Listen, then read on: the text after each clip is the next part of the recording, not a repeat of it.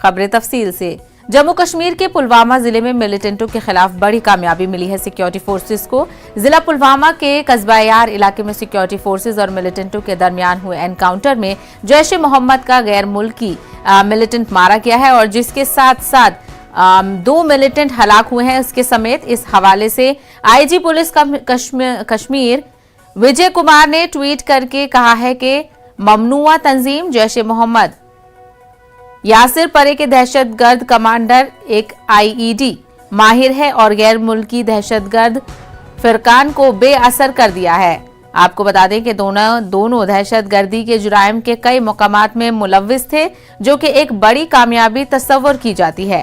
Police के मुताबिक गैर मुल्की मिलिटेंट फुरकान कश्मीर में काफी अरसे से सरगर्म था और सिक्योरिटी फोर्सेस को कई मिलिटेंसी वारदात में मुलव्विस था। के मुताबिक आपको बता दें कि जबकि यासिर नामी मुकामी मिलिटेंट गुज़िश्ता साल से मिलिटेंट सफों में शामिल हुआ था।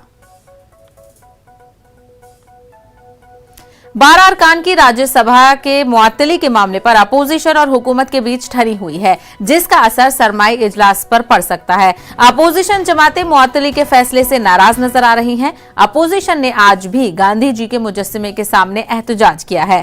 ख्याल रहे कि मंगल के रोज चेयरपर्सन वेंकैया नायडू के जरिए मुअत्तली को मनसूख करने के मुतालबे को रद्द किए जाने से अपोजिशन जमातें नाराज हैं। अपोजिशन के अरकान ने ऐवान की कार्रवाई का बाइकॉट किया था।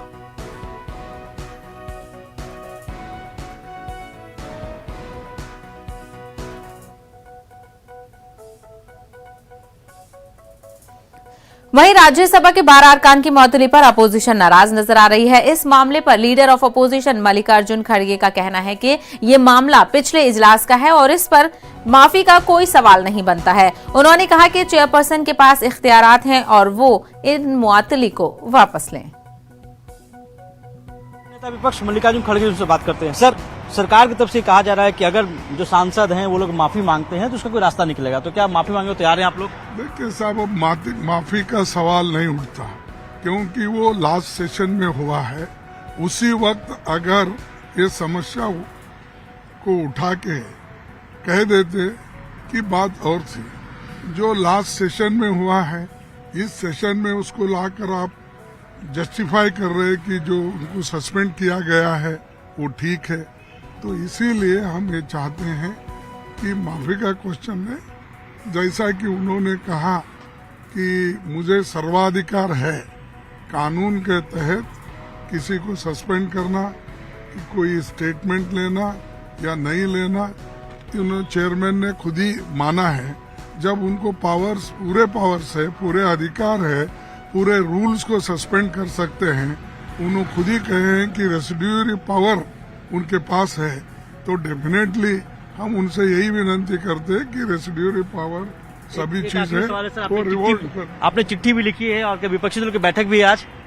नहीं, वही चिट्ठी लिखी है, उसी में ये सब नमूद किया गया है और अब बैठ के बात करेंगे, आगे क्या करना है तय करेंगे। न्यूज 18 से बातचीत करने के लिए शुक्रिया। वीडियो जर्नलिस्ट अनिल के साथ रवि सिसोदिया, न्यूज 18 दिल्ली। वहीं आरजेडी लीडर मनोज झा ने कहा कि बाबा कौम महात्मा गांधी ने जिस मकसद के तहत जमहूरियत की बुनियाद रखी थी, आज उस जमहूरियत की धज्जियां उड़ाई जा रही हैं। ये देख रहे हैं, देखिए ये संसद की इमारत है, ये हमारे बापू हैं। ये देख रहे हैं कि जिस संसदीय लोकतंत्र की संकल्पना उन्होंने रखी, नेहरू जी के साथ, बाबा साहब के साथ, मौलाना आजाद के साथ, पटेल साहब के साथ, उस संकल्पना को किस तरह से रौंदा जा रहा है। आप नियम कानून को ताक पे रख करके माईवे और हाईवे के आधार पर संसद चलाना चाहते हैं। इतिहास गवाह है कि आपके बिल कैसे पास होते हैं और चूंकि वैसे पास होते हैं तो इसलिए आपको विड्रॉ करना पड़ता है। एक संदेश देना आवश्यक है। हमारे जितने सस्पेंडेड एमपीज हैं उनके सॉलिडारिटी में संदेश उम्मीद करता हूं कि प्रधानमंत्री जी और उनकी टीम को पहुंचेगा और वो सिर्फ संसद की नई इमारत नहीं बनाएंगे बल्कि इबारत बहाल करेंगे संसदीय लोकतंत्र के सबसे खूबसूरत पहलुओं के माध्यम से। वहीं मरकजी वजीर मुख्तार अब्बास नकवी ने कहा कि हुकूमत हर मौजू पर पार्लियामेंट में बातचीत करने के लिए तैयार है। अपोजिशन पार्लियामेंट हाउस में बात करना ही नहीं चाहती है, यही उनकी कमजोरी है। इनका फ्लोर बहुत अच्छा है ना, उसमें करें ना चर्चा। हम हर चर्चा पे उनके साथ उनके जवाब देने को भी तैयार हैं, पार्टिसिपेट भी करने को तैयार हैं। लेकिन अनफॉर्चुनेटली एक तरफ जो है वो जो संसद है, संसद की गरिमा के सम्मान की बात है, और दूसरी तरफ जो है वो संसदीय मूल्यों के अपमान की बात है। तो इन्हें तय करना होगा कि क्या संसदीय मूल्यों के अपमान, संसद की गरिमा के अपमान करने वाले लोगों को जस्टिफाई करेंगे आप क्या हुड़दंग, हंगामा, हिंसा को जस्टिफाई करेंगे? कोई भी डेमोक्रेसी, कोई भी डेमोक्रेटिक कंट्री हुड़दंग, हंगामा, हिंसा संसद के अंदर हो, उसे एक्सेप्टेबल नहीं हो सकता। देखिए, पहली बात ये कि मिलने जुलने का काम होता रहता है, लेकिन कन्फ्यूज़न किस बात का है कि कभी जो है वो कहीं पे कुश्ती चलती है और कहीं दोस्ती चलती है। तो अब ये कुश्ती दोस्ती का जो दोहरा डबल गेम है, तो ये देखते हैं क्या 2020 इनका वो चल रहा है। देखिए, अब ये तो ये लोग तय करें। ये गुप्कार क्या अलायंस बना हुआ था, गुप्कार अलायंस में ही जो है वो गुत्थम गुत्थी चल रही, तो हम क्या कर सकते हैं। बुलेटिन में अब बात करेंगे कोरोना के नए वेरिएंट ओमिक्रॉन के हवाले से जुड़ी खबरों की।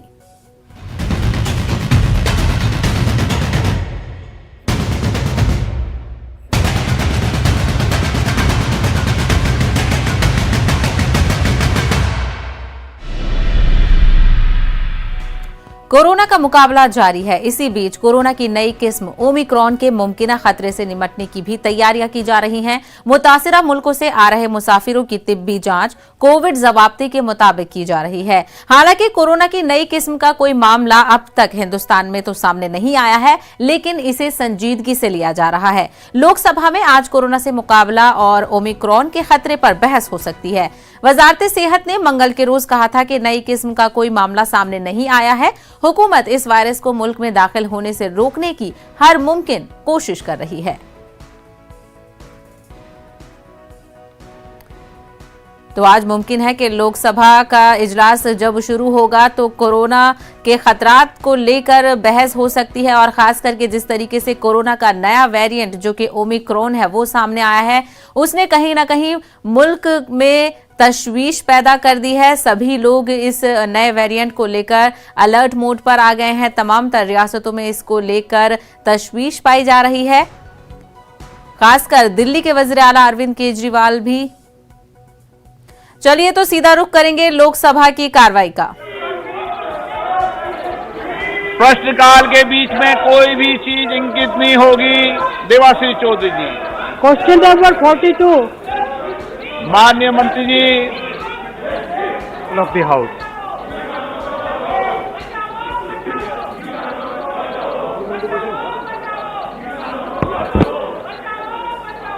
Honorable Speaker Sir, I would like to draw the kind attention of the Honorable Minister towards the reply to the Lok Sabha unstirred question number 1577 dated 28th July 2021, in which the Honorable Minister had given a detailed zone-wise total broad gauge route kilometers, electrified broad gauge route kilometer and balanced broad gauge route kilometers to be electrified as on 31st March 2021. In the said reply, Honorable Minister had stated that in the Northeast Frontier Zone, out of 4,152 route kilometers, only 652 route kilometers is electrified and balance 3,500 route kilometers to be electrified. That is, the percentage of route kilometer electrified in the zone is very less. I would like to know from the Honorable Minister that what are the main reasons for the huge route kilometer pending in North Frontier Zone. Whether the Honorable Minister would take up the work of route kilometers in North Frontier Zone in a faster manner. If so, the steps of Honorable Minister should take in this regard. Sir, Honorable Member has asked a very relevant question. I thank her for raising this point. And sir, I would like to inform the Honorable House that electrification of railway tracks up to Guwahati in October 2021, last month itself, commissioning happened all the way up to Guwahati. So this was a dream which was there for the government, for the people of Northeast, which has been fulfilled, and all other projects of the northeastern states. I'm in constant touch with the chief ministers, the general managers of Northeast Frontier Railway, and the construction organization. They are having regular meetings. Our Minister of State has also visited the entire Northeast, some of the northeastern states, and there is a complete thrust of completing these projects on time. It's a great, it's a great vision that from 2007 to 2014, sir, only 4,337 route kilometers were electrified, whereas from 14 to 21, 24,000. तो जिस तरीके से आपने देखा कि लोकसभा की कार्रवाई शुरू हो चुकी है, हालांकि बहुत ठीक तरीके से शुरू हुई है, कुछ खास हंगामा अभी देखने को नहीं मिला। मजीद बातचीत करेंगे, हमारे नुमाइंदे विनीत इस वक्त जुड़ गए हैं। विनीत, लोकसभा की कार्रवाई शुरू हो चुकी है, क्या लगता है कौन कौन से मुद्दे आज कार्रवाई में डिस्कस करे जाएंगे?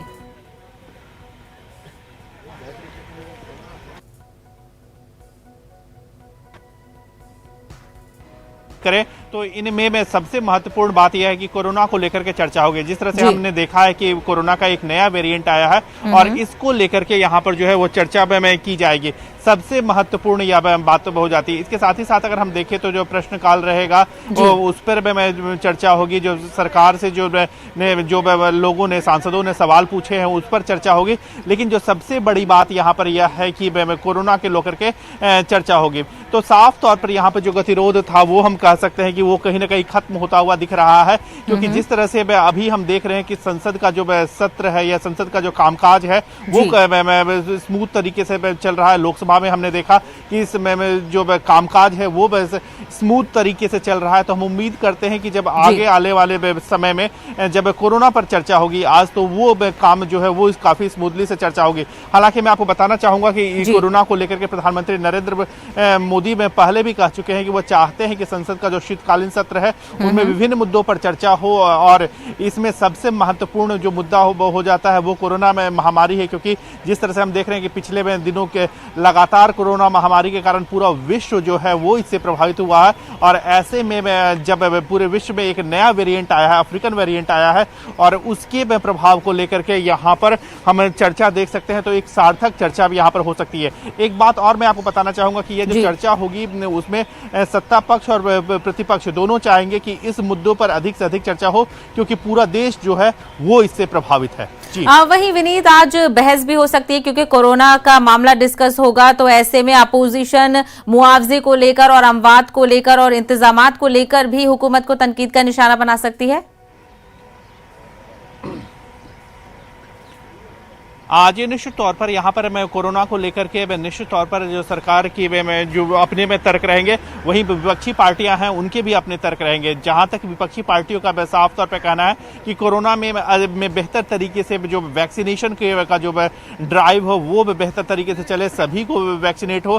साथ ही साथ जिस तरह से जो नया वेरिएंट आया है, हालांकि उसमें कहा जा रहा है कि म्यूटेशन ज्यादा होता है, तो उससे निपटने के लिए सरकार कितनी कारगर तरीका अपनाती है, चाहे वो जो विदेश से लोग आ रहे हैं उनकी फ्रेस्किंग की जाए या फिर उनकी जांच की जाए, या फिर जो इंतजामात हैं, चाहे वो ऑक्सीजन की इंतजामात की बात करें या फिर आईसीयू के इंतजामात की बात करें, इसको लेकर के विपक्षी पार्टियां जो है वो चर्चा करेंगी। वहीं पर सरकार जो है वो अपना पक्ष रखेगी कि किस तरह से वो वैक्सीनेशन की प्रक्रिया को आगे बढ़ाया है। हालांकि 100 करोड़ से ज्यादा डोज वैक्सीनेशन के लग चुके हैं, इसको लेकर के सरकार अपनी पीठ थपथपाएगी। इसके साथ ही साथ सरकार उन इंतजामातों और एहतियातों की भी चर्चा करेगी जो नए वेरिएंट से निपटने के लिए किए गए हैं, चाहे वो आईसीयू बेड की व्यवस्था हो, चाहे ऑक्सीजन बेड की व्यवस्था हो, या फिर एयरपोर्ट में जिस तरह से फ्रिस्किंग की व्यवस्था की गई हो, जांच की व्यवस्था की गई हो, इन सभी को लेकर के वहां पर चर्चा होगी। जी बिल्कुल, तो आज मरकजी वजीर सेहत मनसुख मंडाविया इस मामले को लेकर जवाब देंगे। और बिल्कुल ठीक आपने विनीत कहा,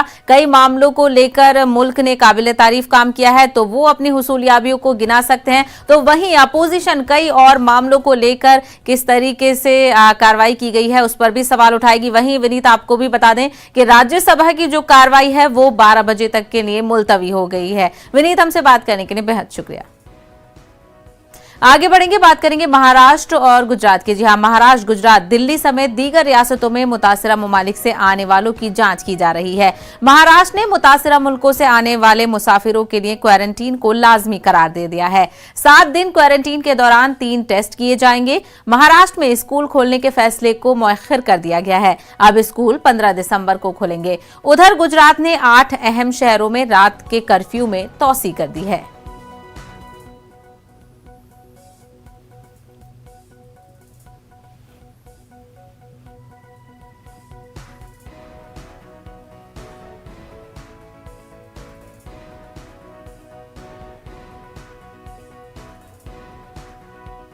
बर्तानिया में कोरोना की नई किस्म से मुतासिर होने वालों की तादाद बढ़कर 22 हो गई है। बर्तानिया की हेल्थ सिक्योरिटी एजेंसी ने 8 नए मामलों की तस्दीक की है।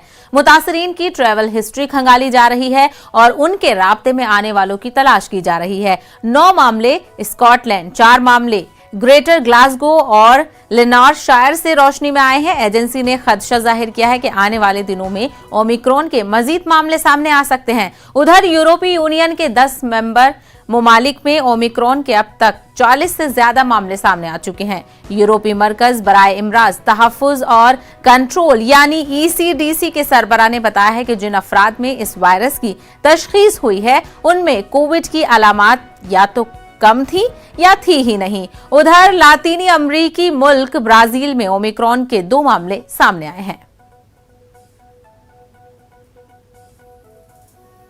ममता बनर्जी के मुंबई दौरे पर कयास आराइयों का बाजार गर्म है। ममता बनर्जी आज एनसीपी सरबराह शरद पवार से मुलाकात करने वाली हैं। माना जा रहा है कि ममता आइंदा आम चुनाव में बीजेपी को टक्कर देने के लिए तीसरा महाज तश्कील देने की जुगत में है। इसीलिए वो गैर कांग्रेसी जमातों को मुत्तहिद करने की कोशिश कर रही हैं।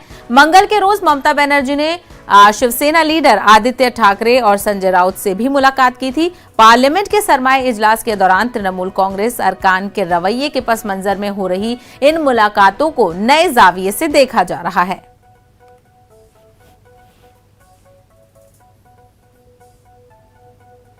दिल्ली में एयर क्वालिटी बहुत खराब जुमरे में दर्ज की जा रही है। मरकजी आलूदगी कंट्रोल बोर्ड के आदादोशुमार के मुताबिक दिल्ली की हवा के मेयार ने गुज़िश्ता साल बरसों का रिकॉर्ड तोड़ दिया है।